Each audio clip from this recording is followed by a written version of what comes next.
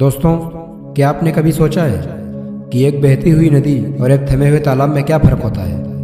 नदी इसलिए साफ है क्योंकि वो बह रही है, वो बदल रही है, और तालाब वो धीरे धीरे सूख जाता है, मटमैला हो जाता है। आज की भाग दौड़ भरी जिंदगी में हमारे पास भी दो ही रास्ते हैं, शिफ्ट या फिर लेफ्ट। या तो समय के साथ खुद को बदलो, शिफ्ट हो जाओ, या फिर वक्त आपको पीछे छोड़ देगा। आज हम बात करेंगे उस हिम्मत की जो पुरानी चीज़ों को छोड़कर नई शुरुआत करने के लिए चाहिए, चाहे वह नौकरी बदलना हो, नया शहर बसाना हो, या कोई नई स्किल सीखना हो।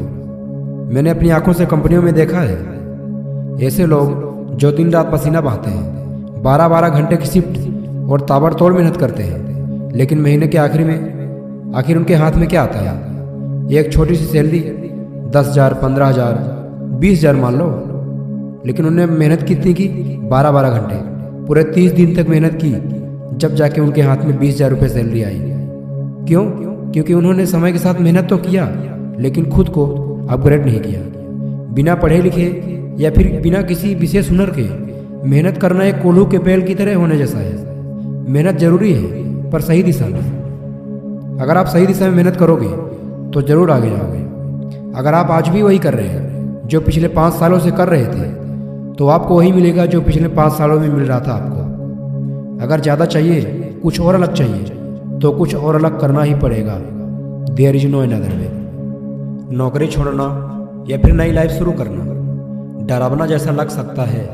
मन में सवाल आते हैं, अगर नहीं चला तो ऐसा होगा, अरे यार नई जगह पे जाऊंगा तो ऐसा होगा, ये होगा, वो होगा। लेकिन सोचिए, अगर आप वहीं रुके रहे जहां आप खुश नहीं हैं, तो वो जिंदा रहने जैसा होगा, जीने जैसा नहीं।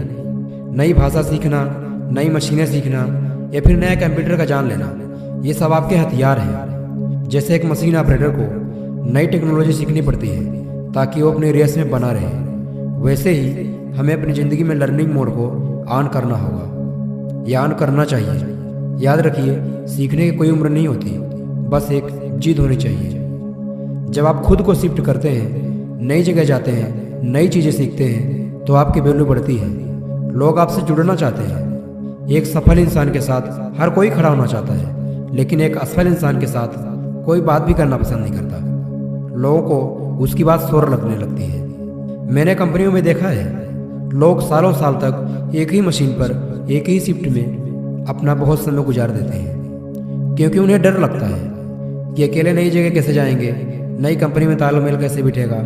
और इसी डर की वजह से वो अपनी पूरी ज़िंदगी कम सैलरी और भारी मेहनत में काम करते हैं। लेकिन जब आप अकेले निकलते हैं, जैसे मैंने इंदौर छोड़ा और भोपाल आया, तो वो सिर्फ एक शहर नहीं बदलना था, वो तो एक अनुभव जैसा था।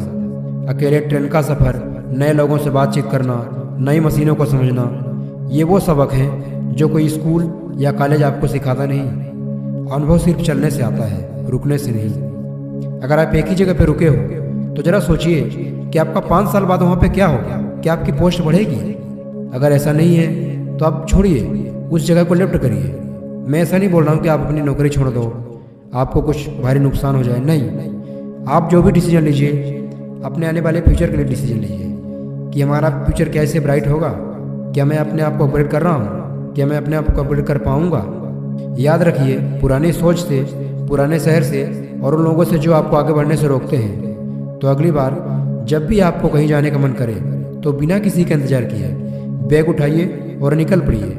दुनिया बहुत बड़ी है और सीखने को बहुत कुछ है। अनुभव कीजिए उस आज़ादी का जो सिर्फ अकेले चलने में है। जय श्री राम।